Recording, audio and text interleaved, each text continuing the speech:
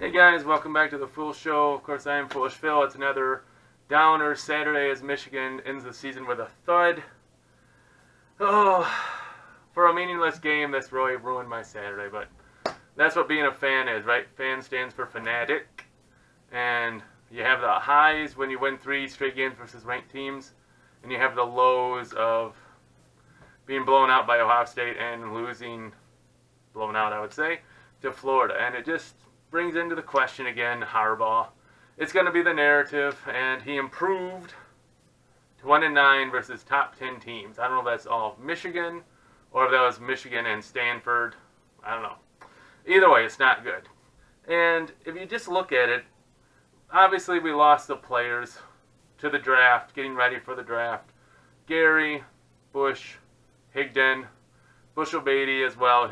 Some of those are for injury, some are getting ready for the NFL draft, whatever. And it just, the team just lacked its heart. They just didn't have that heart, that edge that they had for most of the season. And that's just too bad. I totally get it. You look at Jake Butt, how he sat out, and didn't sit out, and he lost millions of dollars when he got injured in that meaningless game versus Florida State. Now, same thing. They sit out, and I think rightly so. They have lots of money to be made. And you know what? You go off that way. I have no problem with the players sitting out to earn their money. Okay? But Michigan's defense was just a shell. And I got to say, probably the scheme is out on Don Brown. If you just have the speed, he just sticks to his man coverage, and there are just holes all over the place. And you know what? Don Brown has got to stop being stubborn and learn to sprinkle in some zone. And he just hasn't done it yet. And, you know, Michigan can't get the stops. And there you go. It all comes down to the line. Obviously without Bush, without Gary. Couldn't get pressure much on the quarterback as much as we'd like. And boom, time. There you go.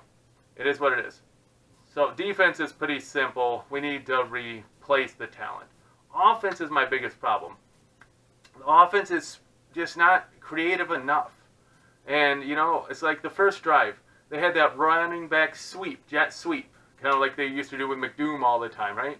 And it worked. We got 9 yards, almost a touchdown if he doesn't step out by, you know, just a couple inches. Do we ever run that play again the rest of the game? Nope.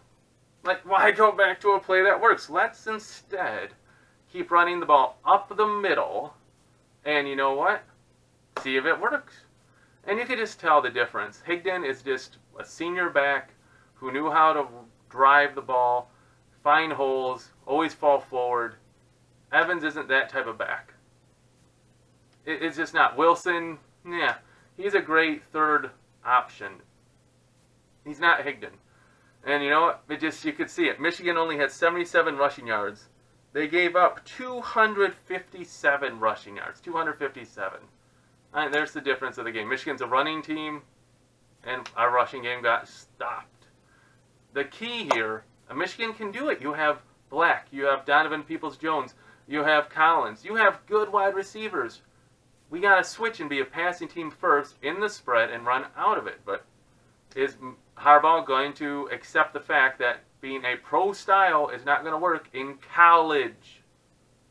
Now, I don't know. That's the big offseason question. Are we going to hire an offensive coordinator?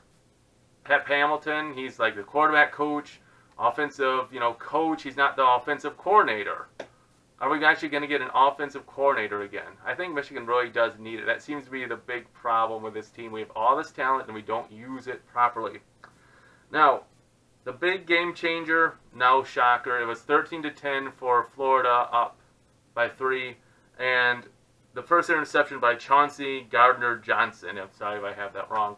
But that was just a big play. It was a deep bomb to Collins. It was a great play by Gardner-Johnson. But it was 13-10. Michigan was moving the ball. Maybe they were going to get the lead again. And then that was it. Florida comes down. They did a nice fourth down play. See that? They did that nice sweep to their running back when everyone was up tight. And they got their first down easy, almost a touchdown. First drive of the game, Michigan failed on 3rd and 1 and 4th and 1. Let's just run up the middle. Run up the middle. Like, can we have some creative play calling, please?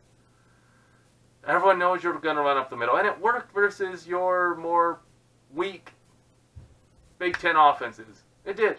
You could work it. You could run it with Mason, and it worked. But it doesn't work against better teams. Like Florida. They have a good front seven. They do.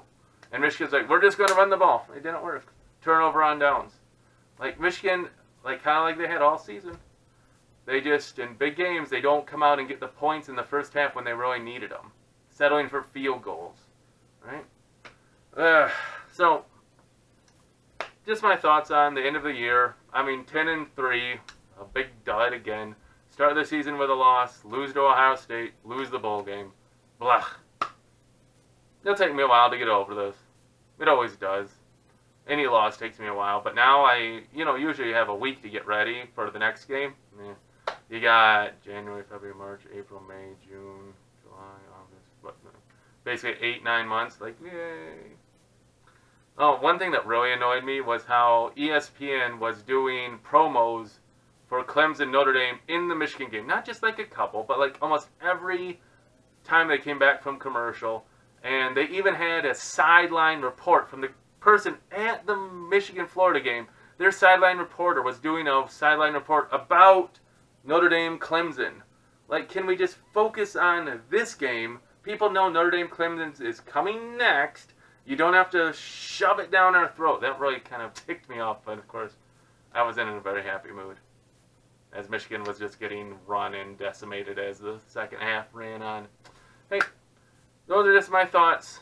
I know I might get some other followers following this along, maybe some trolls, like, and you know what? You guys brew it up. That's what you get to do when your team wins or your rival loses, so I understand. That's how sports goes.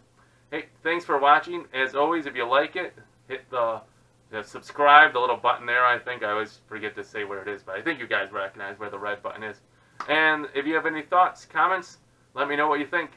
As always, Michigan is my team, and I've been with them when they were terrible, like 3-9, and 10-3. Kind of turned it all the way around, but there's just more.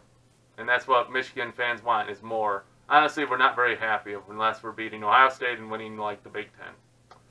So, since we almost had it and didn't get it, not beating Ohio State, don't get me wrong, I'm not saying that, but since Michigan didn't get their goals, it's just a big thud. Hey, again, thanks for watching, and as always, I'll see you next time, and go Blue!